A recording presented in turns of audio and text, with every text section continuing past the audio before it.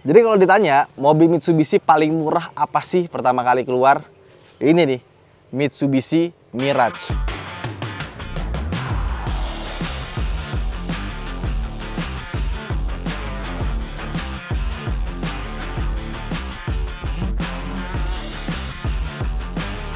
Mobil kecil mungkin sekelas sama kayak Agya Ayla ya, tapi nggak mau disebut LCGC karena ini adalah impor dari Thailand. Dan mobil ini punya rumus yang mirip kayak LCGC. Contohnya, 1200 cc, 3 silinder. Getar, yes, tapi nggak segetar Agya Ayla. Kecil, ringan, sudah pastinya irit. Dan mobil ini punya bentuk yang lucu.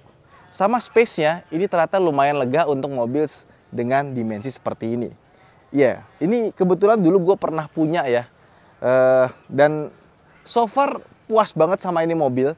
Karena waktu itu, dulu belum ada LCGC ya. Mirage ini tuh konsumsi bahan bakar tuh untuk zamannya tuh bener-bener wow.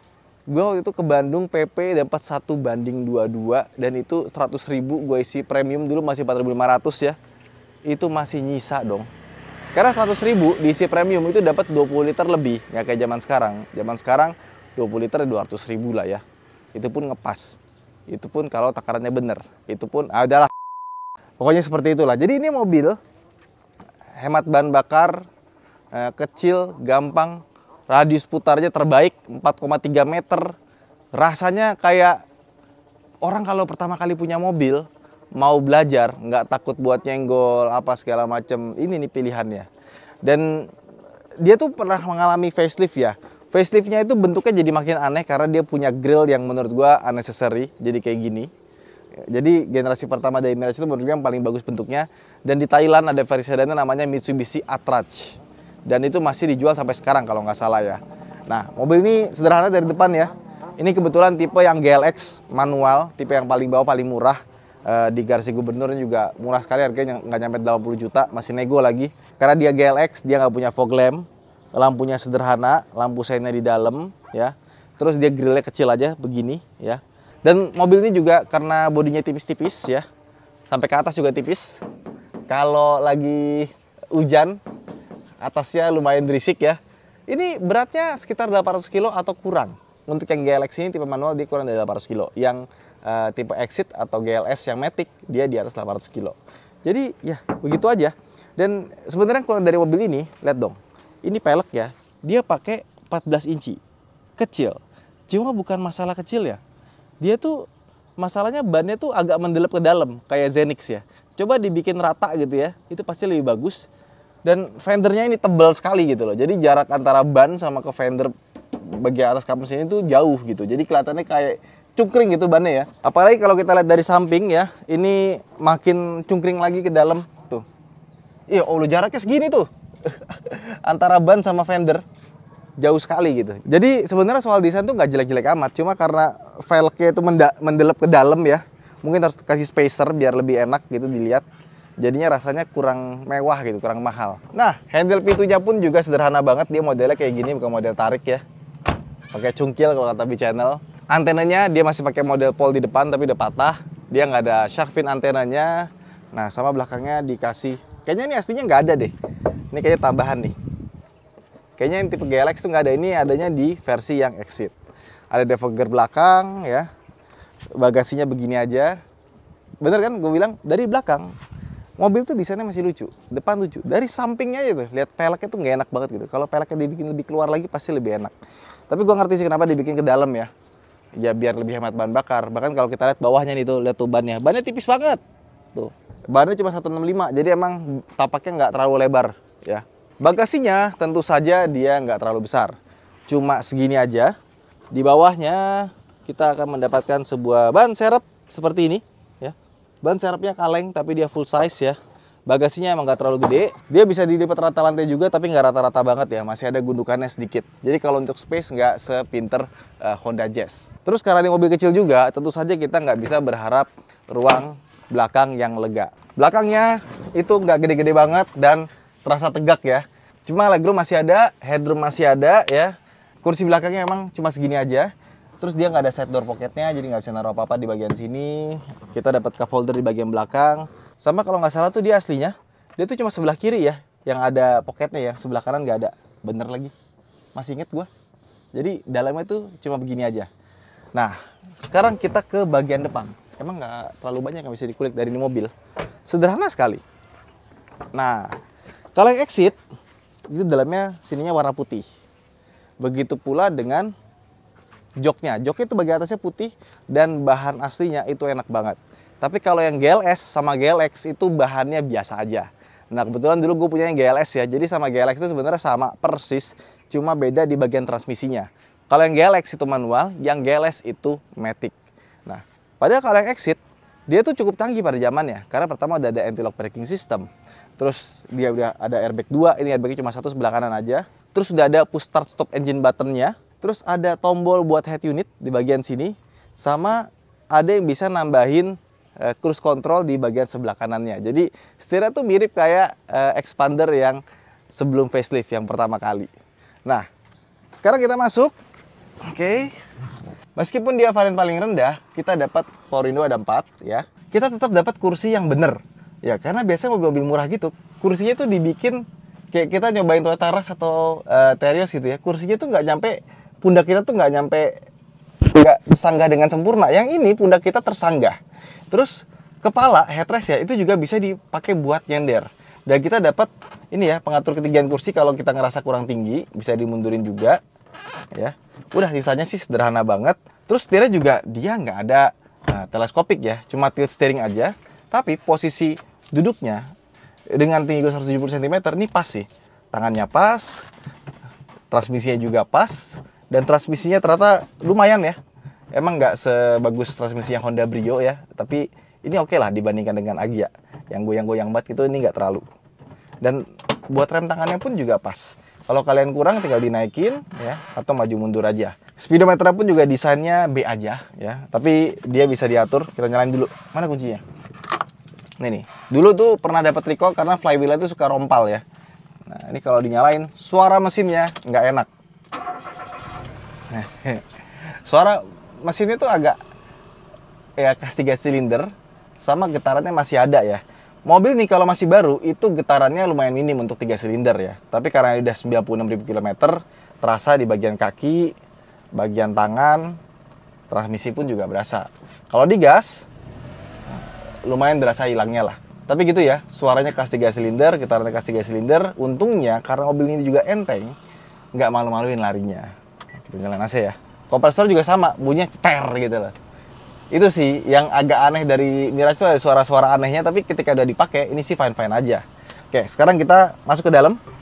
Jadi dia head unitnya sudah indes. Biasanya itu dicopot ya. Ini kayaknya dari copot. Head unit lamanya dipasang lagi yang standar, tapi ini jadinya nggak lurus nih. Nah, dia ada CD, radio, aux, scan, sama USB. USB-nya dari sini. Ya, di sini ada USB, terus sama ada kayak jalur di bagian sini kalau misalkan kita naruh kabel. Nah, ini kabelnya tuh bisa dikasih jalur lewat sini. Ya, jadi nggak dijepit kabelnya gitu, dikasih jalur sama dipakai buat naruh-naruh barang. Cuman karena dia nggak ada karetnya, kalau naruh barang di sini tuh suka agak bunyi ya. Jadi harus dikasih tempat kayak karet-karet semacamnya kayak gini lah. Tapi gue suka sama desain dashboardnya ya. Meskipun dia murah, tapi desainnya nggak ngasal dan kelihatannya bagus, nggak rasanya cheap. Terutama pas kita pencet tombol-tombol ini ya. Ini tuh kayak punyanya Pajero Sport. Cuma kalau Pajero Sport itu temperaturnya kiri kanan buat dual zone. Kalau ini karena dia single zone cuma gini aja.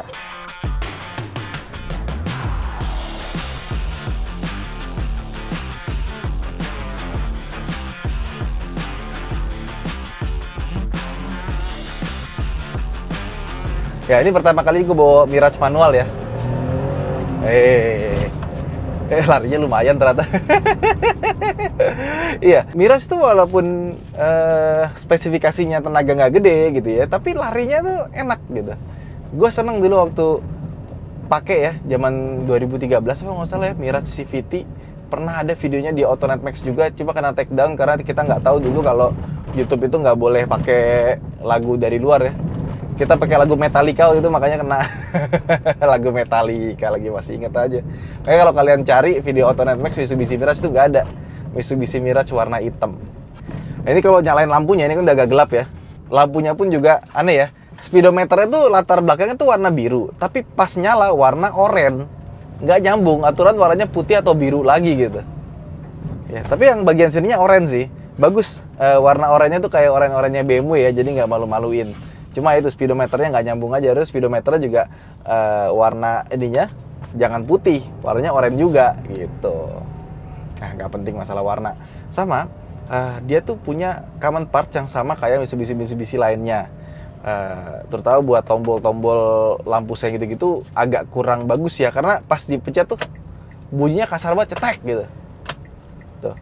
Kayak Colt 120 SS, tapi ini juga berlaku nggak cuma di mobil ini.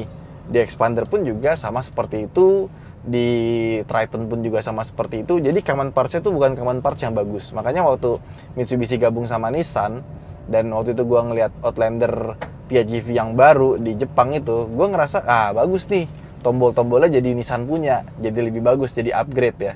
Nggak terasa murahan, power window-nya, segala macam itu. Entah kenapa Mitsubishi itu rasanya power window-nya, tombol-tombol ini tuh kayak kurang gitu. Nah, beda sama X-Force. X-Force itu kalau kalian perhatiin, itu konfigurasi tombol setirnya itu udah mirip kayak punya Nissan, kayak punya Nissan Serena X-Power gitu. Dan cara kerjanya pun juga udah mirip. Jadi pas dipegang itu lebih bagus, lebih mewah dibandingkan dengan Mitsubishi yang masih generasi ini gitu. Dan mobil ini juga punya suspensi yang lembut, empuk ya. Jadi kalau kita lewatin jalan bergelombang atau semacamnya, itu masih dalam kategori yang nyaman. Even lebih nyaman dibandingkan dengan Agya Ayla atau jenisnya. Dan yang gue suka, meskipun dia empuk ya, ternyata handlingnya not bad loh, not that bad ya. Emang nggak se-fun Brio, tapi menurut gue ini udah lebih baik jauh dibandingkan dengan Agya Ayla atau Datsun Go ya. Emang sih rasanya masih ada Mitsubishi-nya tuh, dibelokin gini dia nggak bisa lurus gitu. Kayak Mitsubishi kan Pajero Sport abis kita belok tuh kayak ke tengahinnya tuh mesti manual gitu. Ini tuh masih ada rasa-rasa Mitsubishi kayak gitunya tuh. Tuh, masih dilurusin lagi kan. Dan kalau misalkan kalian beli yang versi Exit, dia setirnya sudah pakai kulit. Tuh. Oke, masuk gigi 3 tuh kan. Ini rasa berkendara tuh masih oke banget untuk mobil yang harga di bawah 80 juta. Cuma memang kalau kita bawa jalan agak kencang 100-120 gitu ya, mobilnya tuh kolongnya berisik banget. Jadi kalau punya Mirage tuh minimal kalian tambahin karpet dasar ya, biar rasa berisiknya itu agak sedikit lebih minim dibandingkan dengan bawaan aslinya. Terus juga atapnya juga terasa ya, kaleng banget ya di atas itu. Jadi kalau hujan pun rasa juga sama. Tapi yang paling menarik dari mobilnya adalah konsumsi bahan bakarnya yang benar-benar irit. Bahkan yang Matic-nya aja yang pakai CVT itu pun juga irit. Jadi iritnya tuh nggak cuma di varian manual doang. Kenapa juga ini mobil bisa irit banget? Karena dia tuh punya torsi bawah itu yang lumayan berasa gitu. Jadi ketika kita jalan ya, ini gue jalan di 30 km per jam karena depannya tuh ada mobil pickup. Kita tuh sekarang di gigi 3, RPM 1000 lebih dikit, kita gas aja tuh masih bisa gitu loh. Nggak ngelitik retek-retek gitu. Jadi kunci mobil mau irit itu bukan cuma tenaga besar atau mesin yang kecil, nggak juga. Kalau torsi bawahnya belet, itu juga pasti boros karena dia akan pakai RPM yang tinggi. Nah mobil ini gigi 3 nih ya, 1500 RPM kita gas, itu masih bisa laju. Tuh, nggak ada rasa kertek ngelitik kita harus turun gigi, itu nggak. Masih bisa laju tuh, gigi 3 nih ya. Tuh, sekarang gigi 4, kita gas, tuh. Masih ada kelajuannya gitu loh, karena emang putaran bawahnya itu mobil ini enak.